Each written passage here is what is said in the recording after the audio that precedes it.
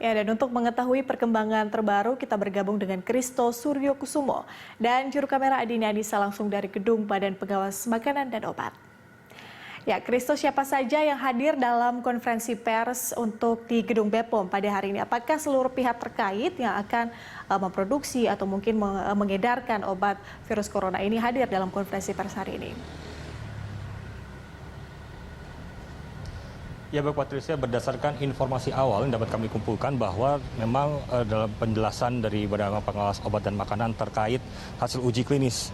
obat virus corona ataupun COVID-19 ini akan dihadir oleh sejumlah pihak, mulai dari TNI Angkatan Darat, nantinya akan dihadir oleh Kepala Staf Angkatan Darat, Andika Perkasa beserta jajarannya, lalu dari unsur TNI, unsur Polri maksud kami akan dihadiri oleh Wakapolri Gatot Edi Pramono, kemudian dari Badan Intelijen Negara juga dikonfirmasi akan hadir, dan juga dari pihak akademisi yaitu Universitas Airlangga akan dihadiri oleh Rektor dari Universitas Airlangga, Profesor Muhammad Nasih. Dan sedikit mengenai obat virus corona yang dikembangkan oleh TNI Angkatan Darat, Badan Intelijen Nasional dan juga Universitas Airlangga ini memang menggunakan sejumlah kombinasi obat yang dipilih oleh ketiga lembaga ini, yaitu adalah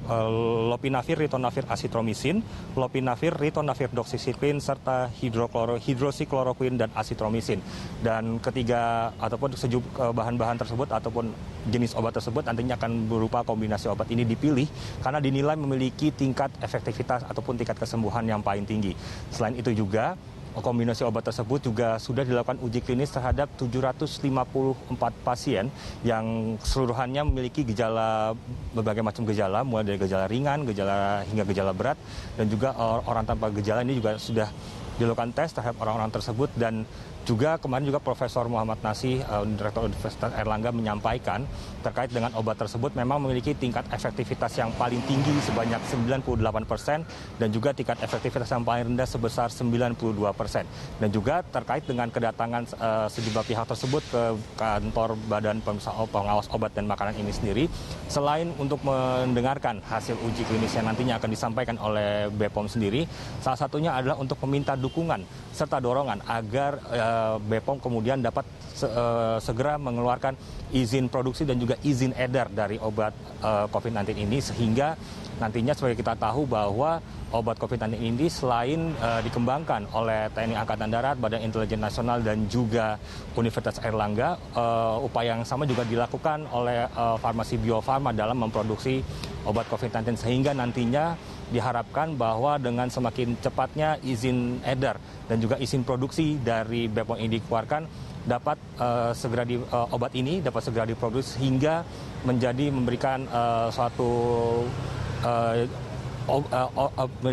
sebuah obat begitu bagi masyarakat Indonesia yang tentunya saat ini setengah dilanda oleh pandemi dari virus corona ini sendiri. Patricia.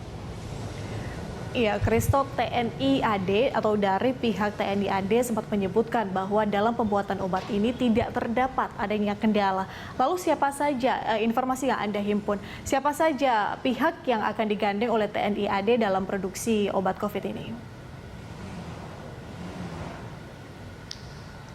Ya tepat sekali Patricia, memang dari TNI Angkatan Darat yang melalui Kepala Staf Angkatan Darat Andika Perkasa mengatakan memang terkait dengan produksi dari obat COVID-19 ini pihaknya mengatakan sudah hampir tidak ada kendala dalam nantinya apabila izin produksi dan juga izin edar dari obat ini sudah dapat keluar begitu. Dan nantinya dari tiga lembaga ini, TNI Angkatan Darat, Badan Intelijen Nasional dan juga Universitas Airlangga akan menggandeng sejumlah pihak mulai dari Kimia Farma, lalu juga ada lembaga farmasi dari TNI dan juga Polri, lalu Ikatan Dokter Indonesia dan juga Apoteker Indonesia untuk kemudian bersinergi seperti itu untuk membuat obat COVID-19 yang saat ini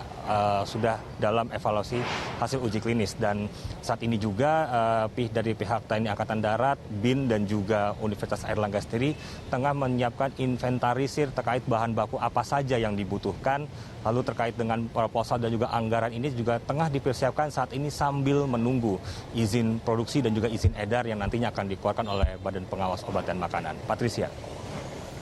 Ya baik, kita tunggu informasi lebih lanjut atau mungkin perkembangan dari produksi obat COVID ini pada saat konferensi pers nanti jam 13. Terima kasih Kristo Suryokusumo untuk laporan langsung dari Gedung BPOM Jakarta.